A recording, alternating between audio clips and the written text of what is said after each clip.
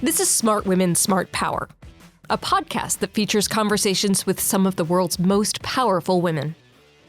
I think I speak for everyone who participated in Unifier up to right now is how much we learned from working with our Ukrainian colleagues, because although everyone woke up to the threat of Russia in 22, they were dealing with that from 2014 onwards. And it was a constant reminder when we worked with them that we were training soldiers and they were going off and fighting at the front and then coming back.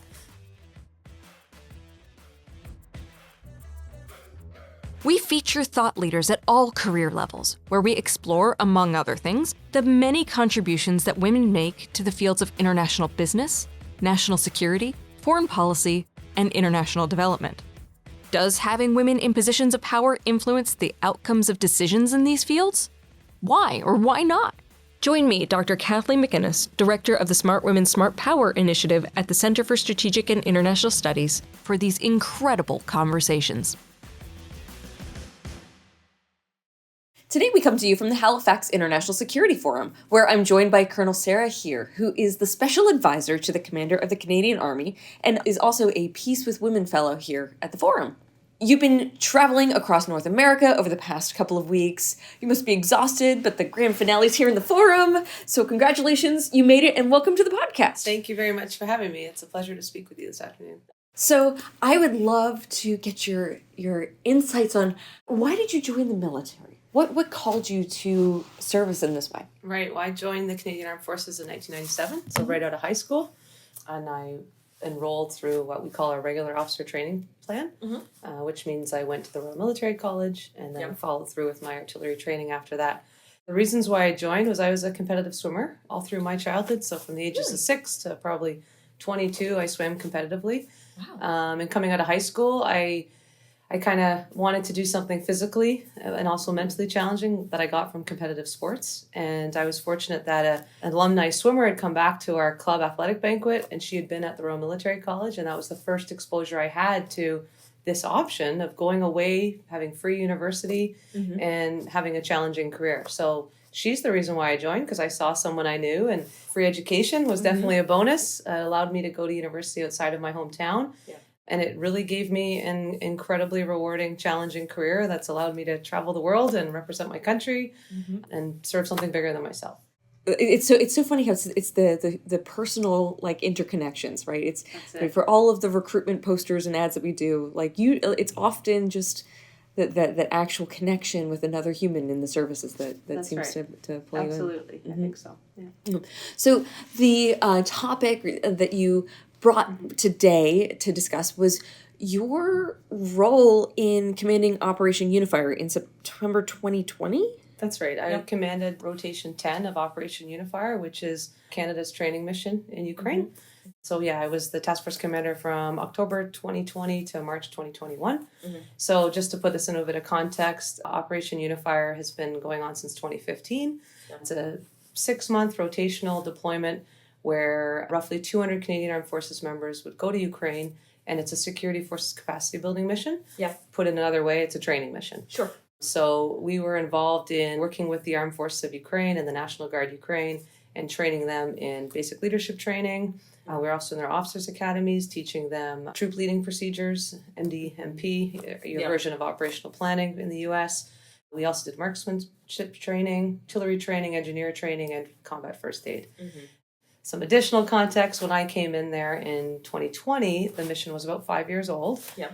It was just during the height of COVID, so we didn't yet have COVID vaccines. And the previous rotation wasn't able to deploy their whole task force because of the threat of Ukraine, and training had kind of been stalled. So I and our task force went over to sort of reestablish the training and keep the mission evolving forward. Well, now, where were you located? So our headquarters was based in Lviv on the western side of the country. Oh, it's such a great city. It was awesome. My whole experience, I feel very fortunate to have had the time there. Yeah. Obviously, the connections we made, and it's very difficult to watch what's occurring now and wanting to help and wanting to do more. And I think I speak for everyone who participated in Unifier up to right now is how much we learned from working with our Ukrainian colleagues, because although everyone woke up to the threat of Russia in 22, They were dealing with that from 2014 onwards, and it was a constant reminder when we worked with them that we were training soldiers and they were going off and fighting at the front and then coming back. So we had so many lessons learned that we got from them as well. Wow. And so in that time frame, were you beginning to detect that Russia was about to take another bite at the apple? It was starting to become apparent just at the end of my rotation. So my successor, her task force, that was very apparent. A lot of security briefings in preparation and seeing the movement of Russia along the eastern front of Ukraine.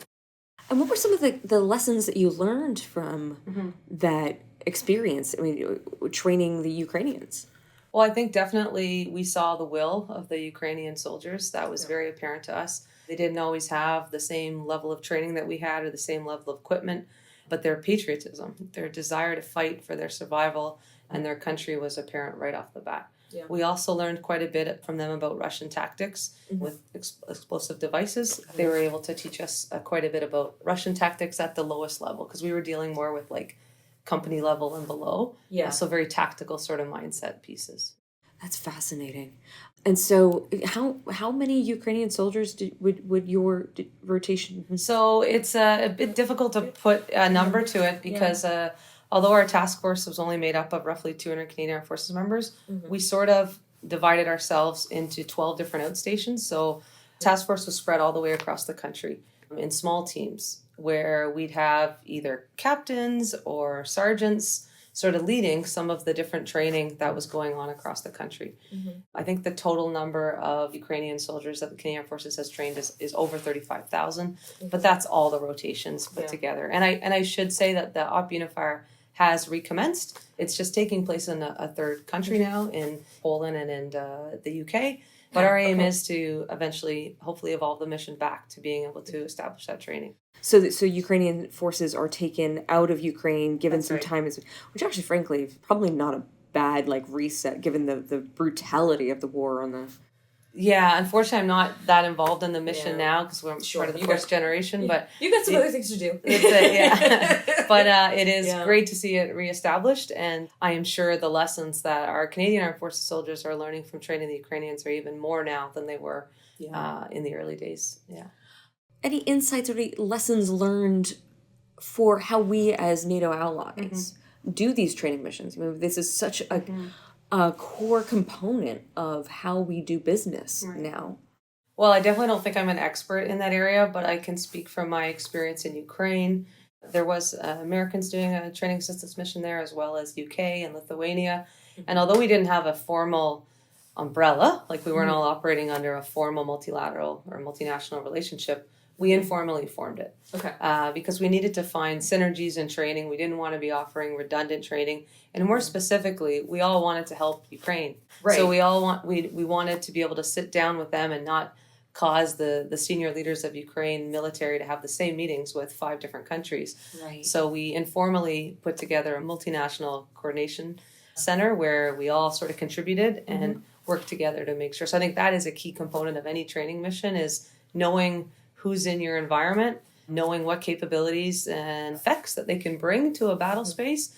And more specifically, regardless of what you think another country needs, you really need to listen to the country that you're assisting, ensure that you're offering them Ukrainian solutions, like in our case, Ukrainian solutions to Ukrainian problems. The Canadian, the American, the UK, we can adapt what we do. So whether it's our operational planning process, whether it's our troop leading procedures, whether it's our basic leadership course, we need to understand their perspective of that. A good example is leadership. The term leadership didn't mean the same thing in Ukraine that it meant in our Western society. How so? So for them, leadership is very much driven or connected to authority. If you think about, the systems that they've evolved from, it's very, decision making is held very centrally, and it's held with the officer. So we did a lot of work as a command team, myself and the command sergeant major and our command teams at other levels, sort of describing indirect leadership and how our non-commissioned officers are significant leaders and the backbones of our military because we empower them to make those decisions at the lowest level. I mean, we call it mission command, decentralized decision making. And I think you see that application being applied in the conflict in Ukraine since 2022 onwards. And because their ability to make rapid decision making would indicate that decisions are not being made at a very central, high level. Well, in contrast to how the Russians are commanding and controlling their forces. That's it. And the level of innovation that we're seeing and on the ground sort of solutions, whether it's like cardboard drones and what they're able to do, I think that also speaks to how they're empowering the less senior generation and non-commissioned members to make significant tactical and strategic impact on the battlefield. I was wondering if you could comment the role of Ukrainian women in the conflict overall, but also within the military of Ukraine and on the battlefield. I was wondering if you could speak to your perceptions of, are they really fully integrated? Are they really fully there?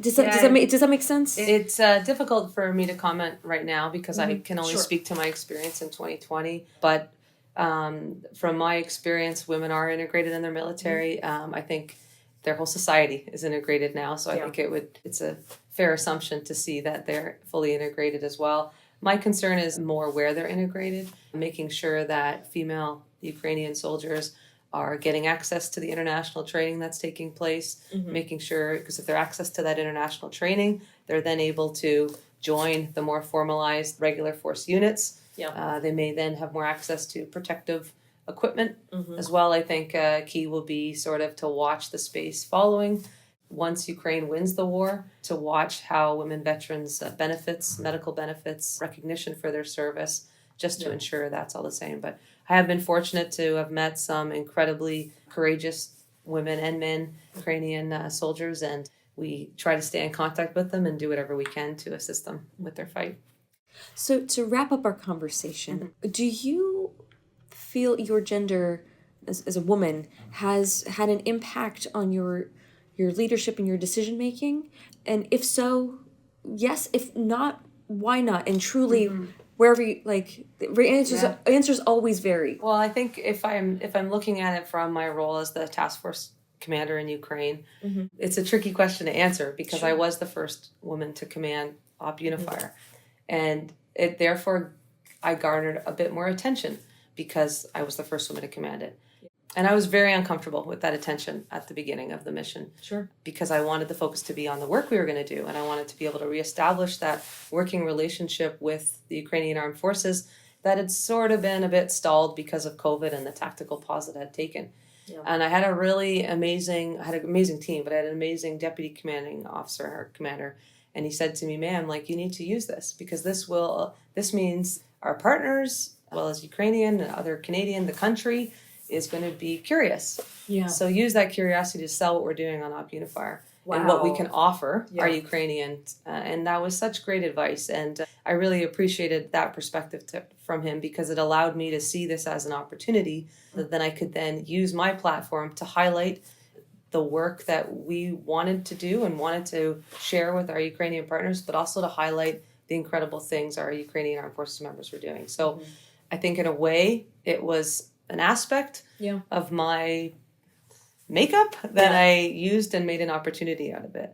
However, if you're asking me about my leadership and you think my leadership is specific to my gender, I'm not sure. I'm really proud of that task force and everything that we accomplished, but I think it was more, the makeup of the task force is very unique. So we had 200 Canadian Armed Forces members. That was a makeup of about over 10 different units, 40 different trades, all rank levels, reserve and regular force, so active and National Guard would be the American equivalent. It was mostly Army, but we did have a few from different, so there's a bit of a joint aspect as well. And we hadn't really worked together before. So to have such a unique group come together, my real aim was to foster a cohesive team.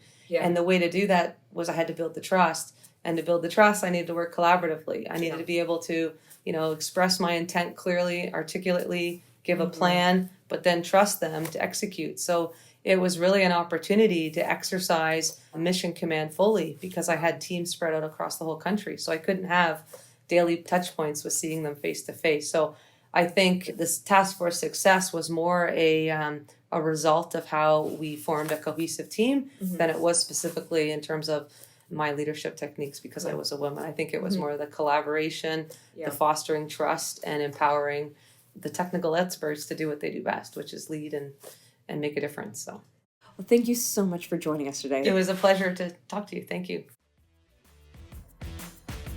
Subscribe to the Smart Women, Smart Power podcast on Apple Podcasts, Spotify, or wherever you listen to great content. Be sure to follow us on Twitter @SmartWomen, or you can follow me on Twitter @KJMcInnis1. Thanks for listening, and join us next time.